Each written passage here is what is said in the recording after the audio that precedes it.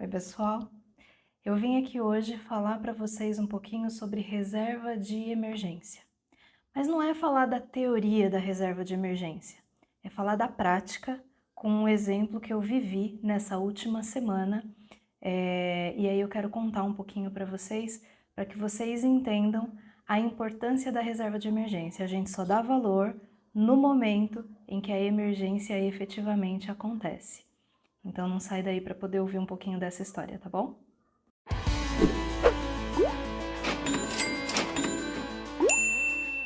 Vou contar a saga para vocês. Pode ser que vocês se identifiquem com parte da história aí, porque eu tenho certeza que todo mundo já viveu esse tipo de imprevisto. A única certeza que a gente pode ter sobre o imprevisto é que ele é previsto porque ele vai acontecer, tá? Vamos lá. Eu estava observando já há alguns meses uma mancha úmida na parede da garagem aqui da minha casa.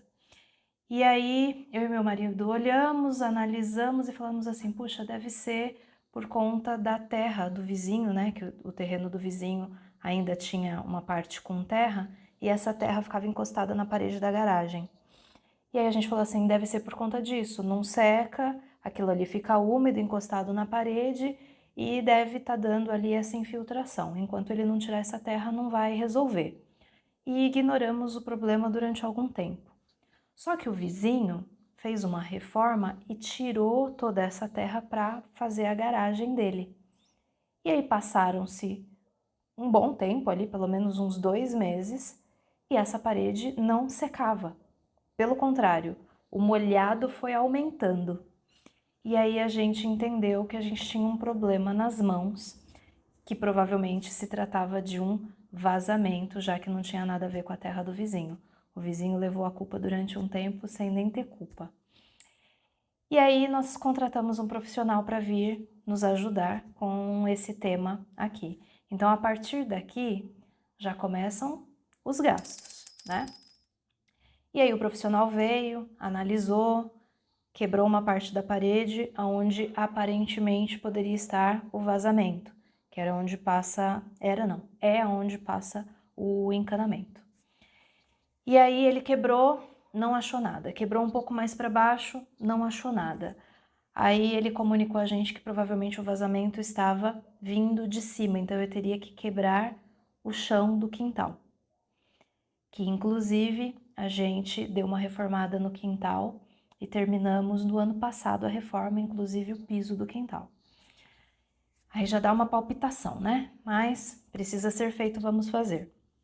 Quebrou ali um espaço e achou um encanamento ali que estava úmido em volta, imaginou-se que o vazamento estava ali. Então fez ali a troca do encanamento, fez os ajustes necessários, colou, fez tudo o que precisava fazer lá.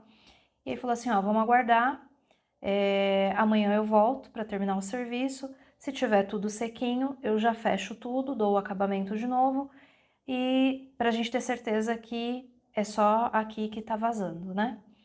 Só que no dia seguinte, quando ele chegou, a parede estava minando água ainda. Então significa que aquele não era o vazamento ou não era o único vazamento. E aí vai mais uma saga de quebrar mais uma parte do quintal. E aí quebrou mais um espaço e aí achou lá o bendito vazamento de uma caixa por onde a água estava escoando pelo lugar errado, que tinha um buraco lá. Aí compra de cano, cola, todo o material necessário lá, uma lista de material para poder corrigir tudo isso. Eu vou mostrar para vocês aqui algumas fotos de como que foi. Eu não consegui tirar muitas fotos, nem tinha pensado nisso para poder trazer aqui para vocês, depois que eu pensei que esse conteúdo seria interessante para dividir com vocês, então eu não tenho muitas fotos. Mas eu vou colocar aqui, ou aqui, para vocês darem uma olhadinha, para vocês entenderem mais ou menos do que eu tô falando. E aí, por fim, houveram-se muitos gastos com material, gastos com mão de obra, fazer um novo acabamento ali onde quebrou, e ele tá terminando essa semana de dar os últimos acabamentos, de arrumar o piso que foi quebrado e tudo mais. O que eu queria dizer para vocês aqui? Que eu tenho a reserva de emergência e aí eu pude contar com esse dinheiro para fazer essa manutenção que não podia deixar de ser feita, essa correção, na verdade, não é nenhuma manutenção, que não podia deixar de ser feita, porque o vazamento estava lá, escoando água, e que isso a gente não sabe quais são as proporções e o que pode trazer de maiores problemas, né?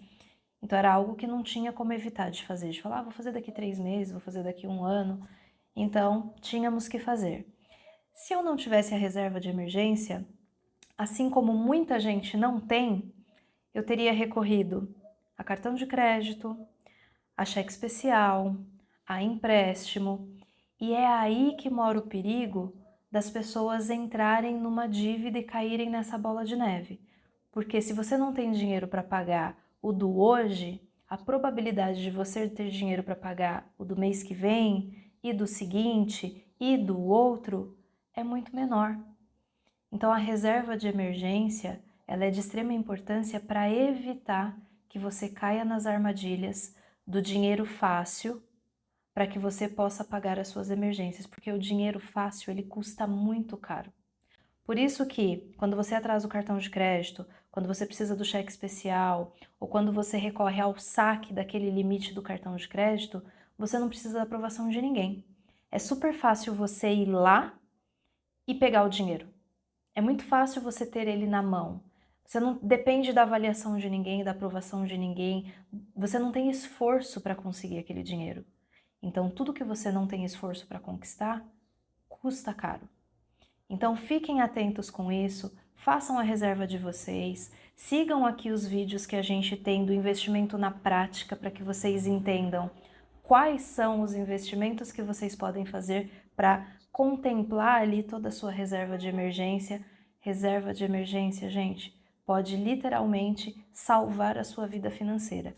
E a gente pode ter emergências de todos os tipos, inclusive emergências de saúde, que pode salvar a sua vida ou a vida de um ente querido. Então eu vim aqui dividir com vocês que os educadores financeiros nunca têm emergência, sempre tem tudo controlado, sempre tem tudo ali na ponta do lápis. Não, não tem. A diferença é que nós estamos organizados para que o impacto na nossa vida financeira seja muito menor. Então eu venho aqui compartilhar esse causo pessoal para que vocês vejam que isso acontece com todo mundo. A diferença é que uns estão mais preparados e outros estão menos preparados para esses imprevistos. Eu espero que acompanhando aqui a IGF você esteja mais preparado a partir de agora e que você compartilhe isso com aquele amigo, com aquela mãe, com aquele tio, com aquele primo, com aquele irmão que precisa assistir esse conteúdo e que precisa organizar a sua reserva de emergência também, tá bom? Eu fico por aqui, espero que vocês tenham gostado, que eu tenha compartilhado aí esse causo pessoal e comentem aí o que vocês acharam, comentem se vocês já começaram a reserva de emergência de vocês ou não, que eu fico curiosa para saber, tá bom? Um beijo para vocês!